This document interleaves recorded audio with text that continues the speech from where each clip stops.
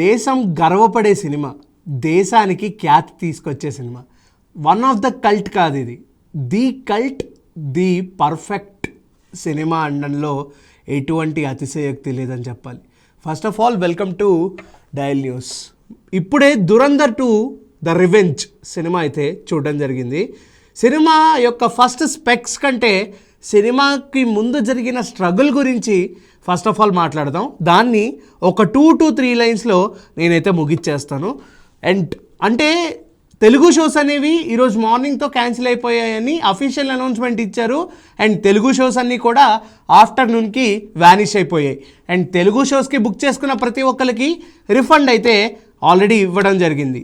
అంటే అనిపించింది తెలుగులో సినిమా చూడాలనిపించింది. ఎందుకంటే ఇటువంటి ఒక గ్రిప్పింగ్ సినిమా, ఇటువంటి పేట్రియాటిక్ సినిమా మనం తెలుగులో చూడకపోతే, ఆ డైలాగ్స్తో, అంత తెలుగులో ఉన్న గ్రిప్పింగ్ డైలాగ్స్తో మనం వినకపోతే ఇంకా సినిమాటిక్ ఎక్స్పీరియన్స్ మన తెలుగు వాళ్ళకి ఎలా వస్తుంది అనే ఒక పాయింట్ అయితే నాకు క్లియర్ కట్గా బాగా అనిపించింది. అండ్ అది చూస్తున్నప్పుడు ఆ యొక్క తెలుగు ఏదైతే ఆ తెలుగు స్లాంగ్ నేటివిటీ ఉండకపోతే పర్లేదు, బట్ ఒరిజినాలిటీ ఉంటుంది కదా హిందీలో, హిందీ చూద్దాము ఏం ప్రాబ్లం లేదు అనిపించింది. బట్ హిందీకి కూడా అలాగే వెళ్ళాము అదే కాన్ఫిడెన్స్తో.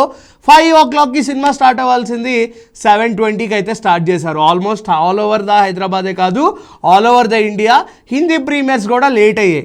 ఓకే, లేట్ చేశారు, సినిమా కూడా అలాగే డిసప్పాయింట్ చేస్తుందేమో అని అనుకుంటే అస్సలు చేయదు. Because it is one of the finest cult cinema ever exist in world film industry. ఇటువంటి సినిమా అసలు ఎప్పుడు చూడలేదు. అండ్ ఫ్యూచర్లో కూడా ఇంత బాగా, ఇంత రియలిస్టిక్, ఇది రియలిస్టిక్ కాదు, this is a reality already జరిగింది. And whatever we're facing, whatever we're living in our India without having any bomb blasts.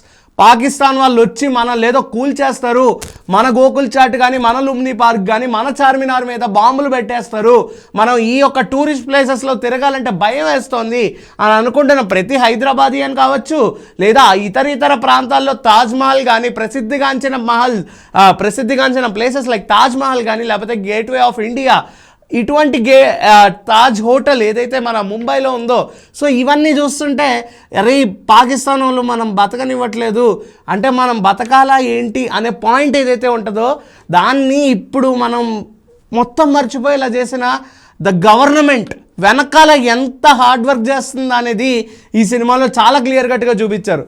Dhurandhar గురించి చాలామంది ఆదిత్యధర్ గారి యొక్క ఫైనెస్ట్ వర్క్ గురించి మాట్లాడుతుంటే ఒకటే చెప్పాలనిపించింది, he is the cult director. అంటే ఇంత హానెస్టీగా ఎక్కడ పాకిస్తాన్ వాళ్ళు, వేరే ఒక దేశాల వాళ్ళు దీని గురించి అఫెండ్ అయినా సరే మేరా భారత్ మహాన్, భారత్ మాతకి జై అంటూ ఆయన తీసిన ఏదైతే వాల్యుబిలిటీస్తో కూడిన ఒక సినిమా ప్రోడక్ట్ ఏదైతే ఉందో, ఈరోజు అది చూస్తుంటే నాకు గూస్ బంప్స్ రావడం కాదు, ఒక్కొక్క సీను చూస్తుంటే కూడా అలా వెంట్రుకలు పైకి లేచిన, హార్ట్ బీట్ కూడా అంటే రేజ్ అయిపోయి, బ్లడ్ అంతా బాయిల్ అయిపోయి, నా ఒక్కడికే నేను అనుకున్నా థియేటర్ మొత్తం కూడా అలాగే ఉంది, సీట్లు ఊగుతున్నాయి. అరే ఇదేమన్నా హారర్ సినిమానా, థ్రిల్లర్ సినిమానా? కాదే, ఇదొక పేట్రియాటిక్ సినిమా. దీనికి ఎందుకురా ఇంత ఎలివేషన్స్ అని అంటారేమో. పార్ట్ 1, పార్ట్ 2 అంటూ తీశారు.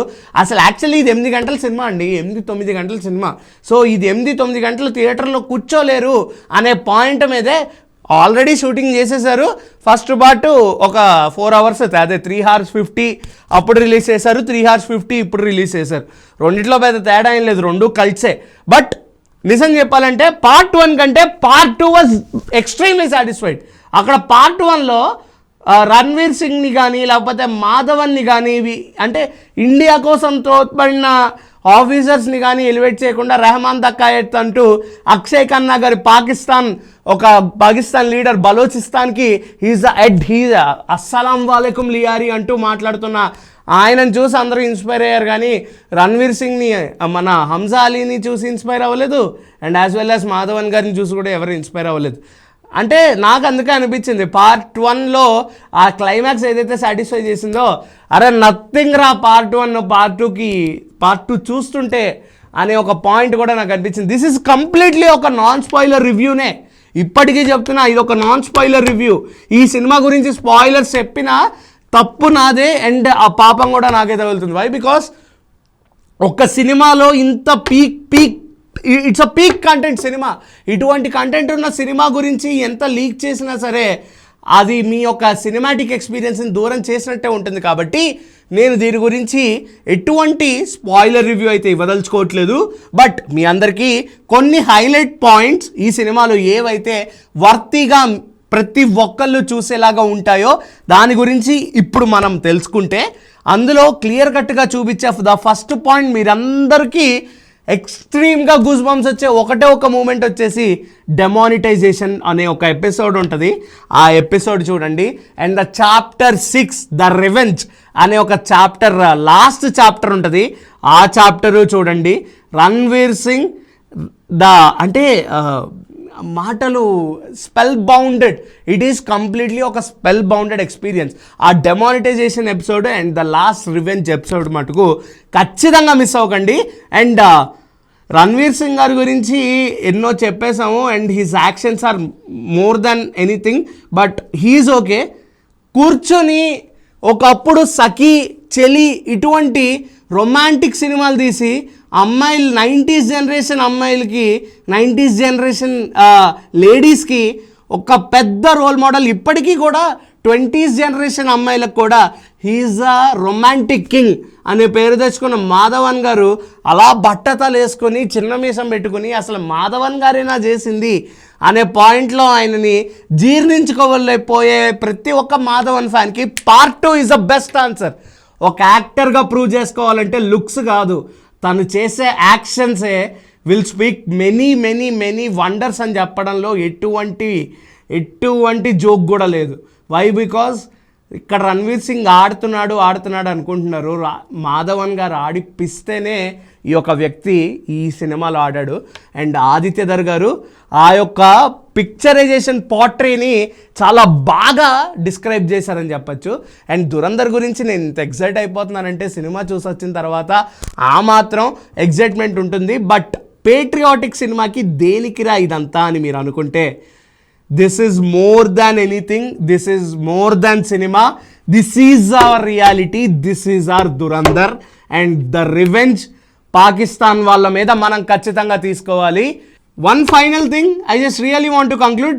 ఇందులో ఏమైనా మైనస్ పాయింట్స్ అని మీకు అనిపిస్తే 3 hours 49 minutes is worthy, ticket worthy film. మీరు 500 పెట్టుకుని చూసినా కంపల్సరీగా సినిమాటిక్ ఎక్స్పీరియన్స్ 100% పక్కా. యానిమల్ చూసి ఎవరైతే బాగా ఊగిపోయారో, అంటే ఒక రొమాంటిక్ లవ్ స్టోరీ కానీ లేకపోతే ఒక అబ్బాయి కదా ఒక నాన్న కోసం చేసిన ఒక కొన్ని ఫిక్షనల్ స్టోరీనే మీరు 3 గంటల 30 నిమిషాలు చూసిన వాళ్ళు దిస్ ఈజ్ ఆర్ రియాలిటీ అంటే మీరు ఎందుకు చూడరు అనే ఒక పాయింట్ నేను ఖచ్చితంగా అడుగుతా. అండ్ దాంతోపాటు ఈ సినిమాలో ఎటువంటి నెగిటివ్స్ లేవు. అండ్ క్లియర్ కట్గా ఒక మాట చెప్పాలంటే I just want to really conclude.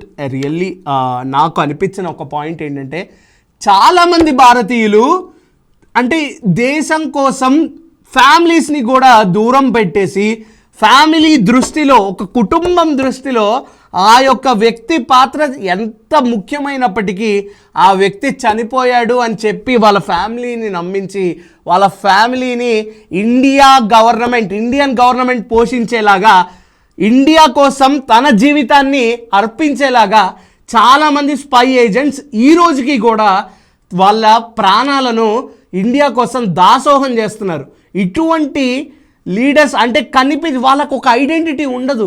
రేపొద్దున్న ఎవ్వరూ కూడా వాళ్ళ పేర్లు కూడా గుర్తుండవు మనకి. ఈరోజు దురంధర్ అనే ఒక సినిమా వచ్చింది కాబట్టి మనం జస్కిరాజ్ సింగ్ రంగి గారిని గుర్తు చేసుకుంటూ ఇన్ని పాయింట్స్ మాట్లాడుతున్నాం. దురంధర్ తోప్రా, దురంధర్ అదిరా ఇదిరా అని మాట్లాడుతున్నాం.